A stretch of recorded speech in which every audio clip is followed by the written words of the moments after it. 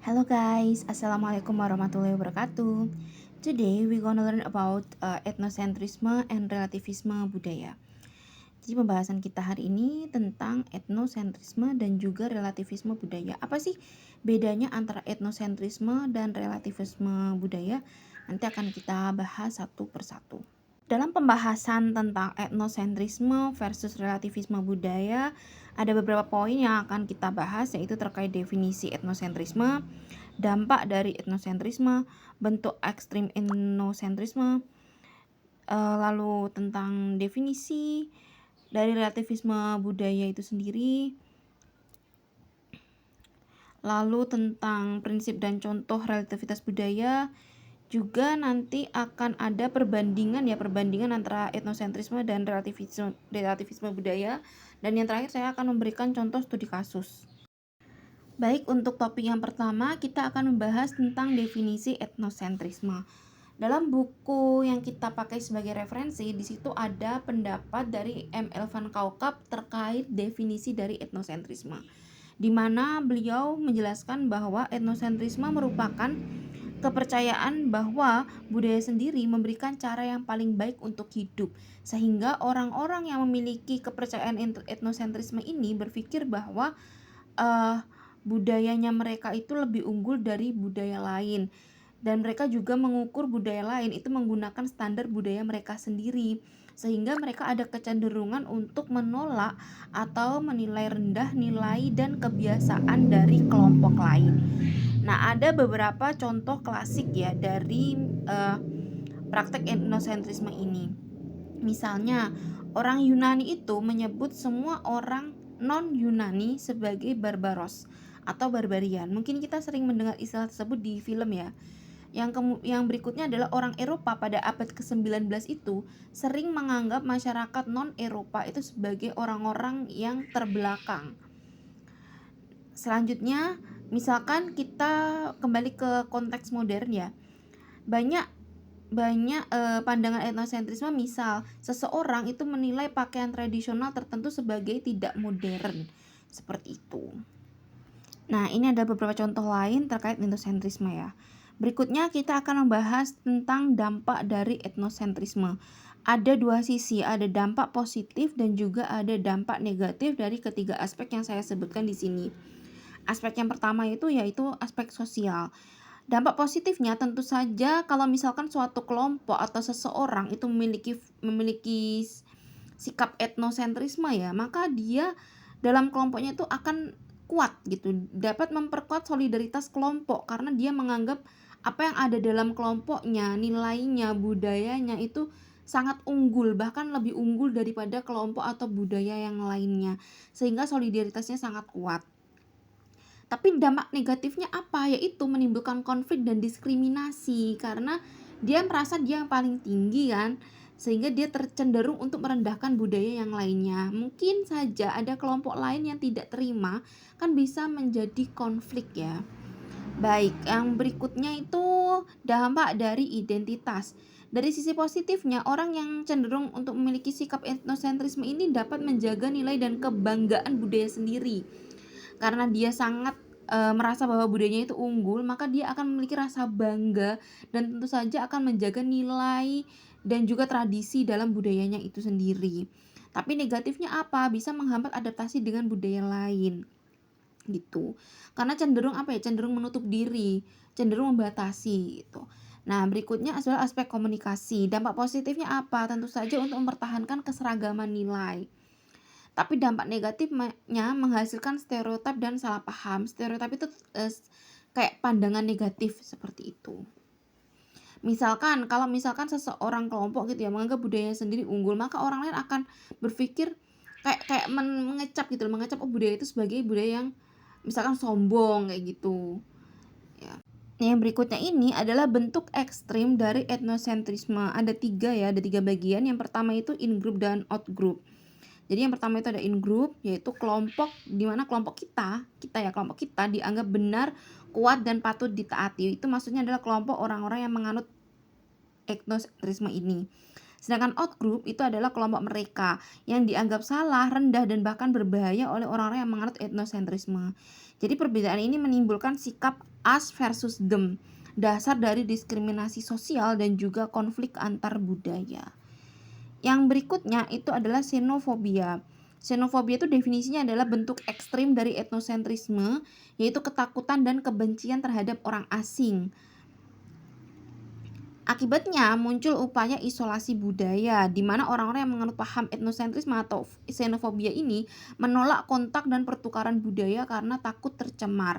Mungkin teman-teman sering nih lihat film di mana misalkan kayak ada sekelompok orang itu yang dia mengurung diri yang misal kayak di pedalaman atau di mana gitu dan tidak mau tercampur sama dunia luar gitu kan. Atau misalkan ada contoh real yang seperti itu ya, teman-teman bisa tuh mencari tahu.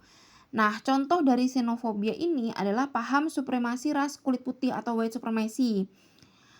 Kadang-kadang yang ras kulit putih ya, kalau misalkan kita sering nonton film luar negeri itu mereka sangat membatasi diri dengan ras kulit hitam. Bahkan tidak mau bergaul atau tidak mau menempati satu lingkungan yang sama dengan mereka. Yang berikutnya itu misalkan contohnya lagi adalah penolakan terhadap imigran karena dianggap mengancam nilai lokal. Nah, lalu gimana caranya agar kita itu bisa kayak menekan sikap etnosentrisme atau tidak terpengaruh untuk menjadi seseorang yang etnosentris? Menurut Sida Butar, kesadaran diri atau self-awareness itu sangat penting untuk memahami posisi budaya kita. Kita itu perlu bertanya kepada diri kita sendiri ya. Apakah saya menilai perilaku orang lain berdasarkan norma saya sendiri? Apakah saya menganggap budaya saya lebih baik daripada mereka gitu? Nah, pertanyaan-pertanyaan ini kan semacam refleksi diri ya, dan ini sangat bisa membantu kita untuk mengurangi bias etnosentris. Seperti itu. Kita lanjut ke pembahasan berikutnya, yaitu terkait relativisme budaya. Yang pertama kita bahas dulu terkait definisi dan juga inti prinsip dari relativisme budaya. Nah, menurut Pujianti dan Suliani dari salah satu referensi yang kita pakai, relativisme budaya atau cultural relativism itu merupakan gagasan bahwa semua norma, kepercayaan, dan juga nilai itu tergantung pada konteks budaya dan tidak boleh digunakan untuk menilai budaya lain. Jadi, relativisme budaya itu adalah sebuah pendekatan yang menolak standar universal dalam menilai budaya. Maksudnya adalah setiap praktek budaya itu harus dipahami berdasarkan logika internal masyarakat tersebut, bukan dari standar luar. Ada 4 prinsip terkait relativisme budaya. Yang pertama adalah tidak ada budaya yang lebih tinggi atau lebih rendah. Yang kedua, nilai dan norma bersifat kontekstual. Yang ketiga, pemahaman harus dilakukan secara empatik, bukan menghakimi. Yang keempat, perbedaan budaya mencerminkan keberagaman manusia, bukan sebuah penyimpangan. Nah, apa sih tujuan dari adanya relativisme budaya? Tentu saja yang pertama untuk mendorong toleransi dan empati antar budaya. Kemudian untuk menghindari stereotip dan juga diskriminasi. Yang ketiga, mengembangkan kemampuan adaptasi lintas budaya dan juga untuk menjadi dasar penelitian antropologi dan komunikasi global. Ada beberapa contoh ya terkait relativisme budaya. Semisal nih, praktek makan dengan tangan di Indonesia atau di India itu bukan merupakan sebuah tanda ketidaksopanan, tetapi merupakan bagian dari tradisi kebersamaan dan spiritualitas. Yang berikutnya, kebiasaan berbicara keras yang dilakukan oleh orang Italia atau orang Timur Tengah itu tidak menandakan bahwa mereka sedang marah, tetapi merupakan ekspresi antusiasme. Yang berikutnya, pola waktu santai atau polikronik yang ada pada budaya Latin Amerika itu tidak sama dengan istilah tidak disiplin dalam pandangan budaya barat yang monokronik. Baik, sekarang kita masuk ke perbedaan antara etnosentrisme versus relativisme budaya. Kita yang pertama dari aspek fokus utama dulu ya. Kalau etnosentrisme itu fokus utamanya adalah menilai budaya lain berdasarkan standar sendiri. Sedangkan relativisme budaya itu memahami budaya lain berdasarkan konteksnya. Dari aspek sikap, etnosentrisme itu sikapnya superior dan juga menghakimi. Sedangkan relativisme budaya, orang yang menganut ini sikapnya adalah toleran dan terbuka. Sedangkan untuk aspek dampak, etnosentrisme itu dampaknya lebih ke konflik dan juga prasangka, sehingga bisa menciptakan stereotip dan pandangan negatif. Untuk relativisme budaya, dampaknya adalah kehidupan yang lebih harmoni dan juga sikap saling menghargai. Aspek dalam sisi untuk pendekatannya itu etnosentrisme bisa menghambat komunikasi. Kalau relativisme budaya itu adalah strategi memahami perbedaan. Contoh umumnya, misalkan untuk etnosentrisme menilai adat orang lain sebagai sesuatu yang aneh. Dalam relativisme budaya, contohnya adalah berusaha memahami makna adat tersebut. Relativisme budaya itu mungkin bisa jadi solusi untuk sikap etnosentrisme ya, atau lawannya gitu. Tapi kita perlu perhatikan bahwa walaupun bersifat toleran, relativisme budaya itu bukan untuk pembenaran secara universal. Sehingga banyak tantangan dalam menerapkan sikap relativisme budaya ini. Yang pertama, tidak dapat membenarkan pelanggaran hak asasi manusia secara universal apapun itu. Yang kedua, harus disertai analitis etis dan juga moral universal. Misalkan, praktek kekerasan terhadap kelompok rentan tidak dapat dibiarkan dengan alasan budaya. Oleh karena itu, relativisme budaya perlu diterapkan dengan keseimbangan antara empati, yaitu memahami dari dalam, dan juga etika universal, yaitu nilai moral dasar manusia. Dari pembelajaran ini dapat kita simpulkan bahwa etnosentrisme dan relativitisme budaya itu merupakan dua kutub dalam memahami keberagaman manusia. Etnosentrisme cenderung untuk menutup ruang dialog dan menimbulkan konflik, sementara relativisme budaya membuka pintu pengertian dan juga toleransi. Dalam cross-cultural understanding, sikap terbaik bukan sekedar menerima perbedaan, tetapi menghargai dan belajar dari perbedaan tersebut agar tercipta dunia yang lebih inklusif dan damai. Selanjutnya, saya akan membahas 2 studi kasus. Untuk kasus yang pertama yaitu terkait panggilan nama, dan yang kasus kedua itu terkait makan dengan tangan. Nah, kasus yang pertama, seorang mahasiswa Indonesia di Australia merasa tersinggung karena temannya memanggil nama langsung tanpa gelar Mister atau Miss. Nah, pertanyaannya adalah, yang pertama, apakah ini merupakan contoh etnosentrisme dan perbedaan budaya?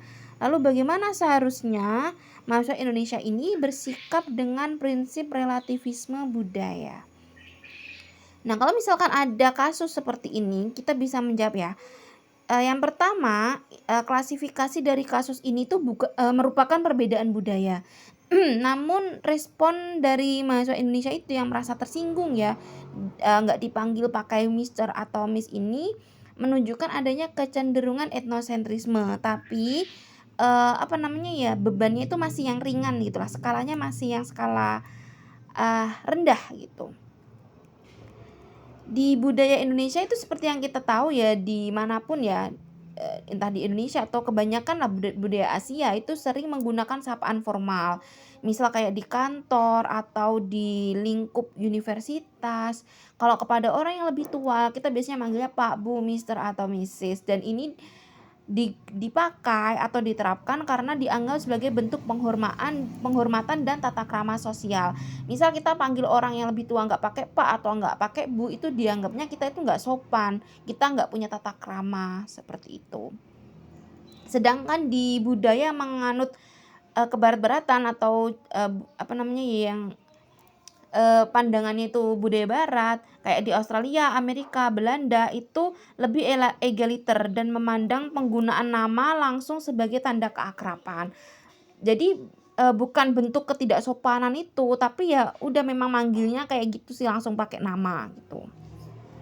Nah, dalam kasus ini sikap relativisme budaya yang tepat itu adalah mahasiswa Indonesia itu sebaiknya mencoba memahami konteks budaya komunikasi di Australia, di mana mereka itu menekankan kesetaraan sosial. Dengan begitu, mahasiswa Indonesia itu tidak lagi merasa tersinggung, tetapi melihat hal tersebut sebagai perbedaan norma sosial, bukan sebuah penghinaan. Sehingga mahasiswa tersebut bisa menyesuaikan diri, misalnya dengan tetap menjaga sopan santun tanpa menganggap gaya teman Australianya tidak menghormati dirinya. Kita lanjut ke kasus kedua, yaitu turis barat yang menilai masyarakat lokal itu tidak higienis karena makan menggunakan tangan. Nah, ini pastinya etnosentris sih, tapi kenapa gitu kok disebutnya etnosentris? Dan bagaimana pendekatan relativisme budaya sehingga persepsi tersebut bisa diperbaiki? Nah, yang pertama, turis tersebut menilai kebiasaan makan masyarakat lokal dengan standar kebersihan barat. Dimana kalau di standar kebersihan barat itu mereka kan makan itu pakai sendok garpu gitu kan. Karena mereka menganggap itu adalah cara yang higienis untuk makan, untuk menyantap hidangan gitu. Sedangkan kita itu mayoritas itu untuk masyarakat budaya Asia dan Timur Tengah itu makan dengan menggunakan tangan kanan sebagai simbol kesucian, kebersamaan, dan rasa hormat terhadap makanan. Tangan bahkan biasanya dibersihkan sebelum makan sehingga kebiasaan itu tidak kotor dalam konteks budaya mereka. Maksudnya mereka ini budaya Asia dan Timur Tengah ya. Jadi pendekatan relativisme budaya yang tepat harusnya dengan prinsip relativisme budaya, turis berusaha memahami makna dan logika di balik praktek lokal tersebut, bukan malah menghakimi. Ia bisa melihat cara makan tersebut adalah bagian dari identitas budaya dan nilai spiritual masyarakat, bukan ukuran kebersihan universal. Dengan melakukan sikap terbuka tersebut, ia akan melihat keindahan variasi budaya dan menghindari prasangka negatif. Sekarang itu sudah banyak kok turis-turis dari barat ya yang mencoba untuk menikmati makanan dengan menggunakan tangan. Mungkin masih ada beberapa yang mikirnya itu kotor, tapi ada juga yang sudah menerapkan prinsip relativisme budaya ya, lebih terbuka, bahkan ikut-ikutan untuk makan menggunakan tangan. Apalagi kalau makannya itu pakai nasi padang gitu kan, lebih nikmat kalau pakai tangan. Baik, sekian penjelasan dari saya. Terima kasih sudah menyimak.